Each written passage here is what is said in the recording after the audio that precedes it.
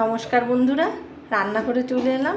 দেখো বাজার থেকে কি সুন্দর ফুলকপি নিয়ে আসছে। এখন কিন্তু নতুন ফুলকপি বেরিয়ে গেছে বাজারে। ফুলকপিটা দেখে ভীষণ ভালো লাগলো। তার সাথে কই মাছ নিয়ে আসছে। ভাবলাম আজকে কই মাছ দিয়ে ফুলকপি আলু দিয়ে ঝোল রান্না করব।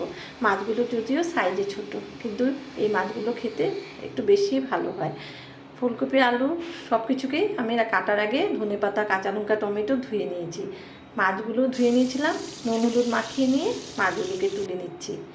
মাছ ভাজা হয়ে গেলে সেই তেলেই ফুলকপি আলু দিয়ে একটু কম আঁচে ঢাকনা দিয়ে বসিয়ে রেখেছিলাম। সেদ্ধ হয়ে গেছে, ভাজা হয়ে গেছে, তুলে নিলাম। সেই তেলে দিয়ে দিচ্ছি কালো জিরে ফোড়ন, 1 চামচ জিরে গুঁড়ো, 1 চামচ কাশ্মীরি লঙ্কার গুঁড়ো, সামান্য একটু হলুদ, 1 চামচ দিয়েছি আমি স্বাদ মতো নুন দিয়েছি।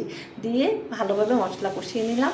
একটি টমেটো দিয়ে দিয়েছি। টমেটোটি সেদ্ধ হয়ে গেলে ফুলকপি আলু দিয়ে গরম জল দিয়ে দিলাম। মশলার সাথে সব কিছুকে মিলিয়ে গরম জলে রান্নাটা করছি। গরম জলে রান্না করলে একটু বেশি ভালো হয়। গরম জল দিয়ে ফুটিয়ে নিলাম। মাছগুলো দিয়ে উপরে ধনেপাতা